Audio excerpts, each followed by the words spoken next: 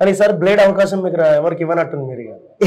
ఆ రోజు అదే ఛానల్లో ఉన్నా, అదే కలిసే ఉన్నాం మనం. ఆ రోజు ఎవరికి అవకాశం ఇవ్వలేదు. అవసరం నిజాలు కదా. ఒకసారి గన్ను మిస్ అయినా కానీ రెండోసారి కాదు కదా, అందుకోసం.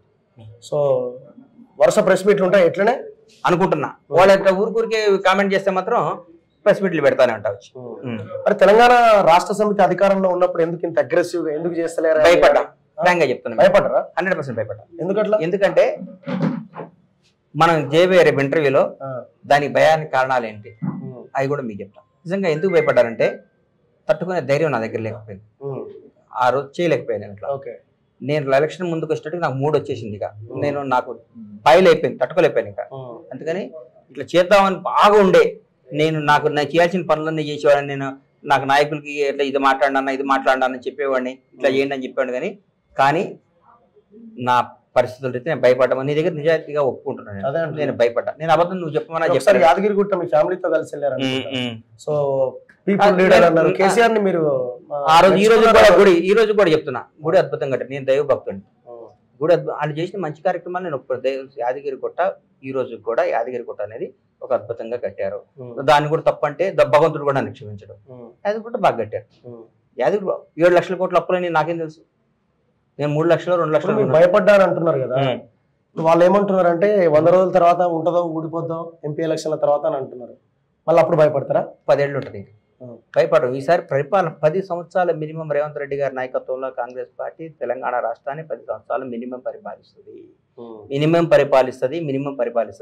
వీళ్ళు చేసే కార్యక్రమాలు, వీళ్ళు చేసే మంచి పనులు, వీళ్ళు చేసే ప్రజల మెచ్చే పాలన, ప్రజాపాలన, నీతివంత పాలన. వాళ్ళు ఎన్ని స్కెచ్లు వేస్తే ఇక బాగవు, ఇక సాగవు. ఆ పాయింట్ ఏంటంటే మీరు రియల్ ఎస్టేట్ చేసి ఉంటారు కదా, చేసినారా? నేను చేయలేదు. నేను అసలు ముందు నుంచి ఎప్పుడు ఈ 5 ఏళ్ళ ఏడ చేయనిచ్చేసారు. మీరు హైదరాబాద్ లోనే ఉన్నారు కదా. కేసీఆర్ ఫ్యామిలీకి ఈ పార్టీకి చాలా దగ్గరగా ఉండాలి కదా మీరు. నేను లేదు. ఎందుకు? నేను కాంగ్రెస్ పార్టీ అందరూ ఎవరికి వాళ్ళు పంచుకున్నారు కదా. నేను ఒక పార్టీ తీసుకోలేకపోయినారా? మనకు అవసరం లేదు. నాకు నా మనసుకు నచ్చకపోతే, నాకు ఇష్టం లేకపోతే ఎవరి దగ్గర కూడా నేను బయటకు. కవితతో కేటీఆర్ తో ఎప్పుడు మీరు మాట్లాడే ఇక్కడ కనపడితే హలో అంటే హలో, అంతేగాని నాతో వాళ్ళతో ఏ విధమైన సంబంధాలు కానీ వాళ్ళు రాకపోవడం లేవు. వాళ్ళు మామూలు ఇప్పుడు నా సంస్కారం అది, కనపడితే నమస్కారం పెట్టడం నా సంస్కారం, అంతేగాని ఏ విధమైన మాటలు ఉండవు. ఎందుకు ఇప్పుడు ఎవరు కనపడితే ఒక మనిషిగా మనం గౌరవించాలి కదా. రాజకీయం వేరు, మనిషి వేరు. ఎక్కడ కనపడి ఏం మా బాగున్నా, అమ్మ ఎయిర్పోర్ట్లో కనిపించినా కానీ, ఏం పెళ్లిలో కనిపించినా కానీ, ఏం సార్ బాగున్నారు అంటాం, అది నా సంస్కారం. నేను మాట్లాడతాను. సో రేవంత్ రెడ్డితో మీ సంబంధం?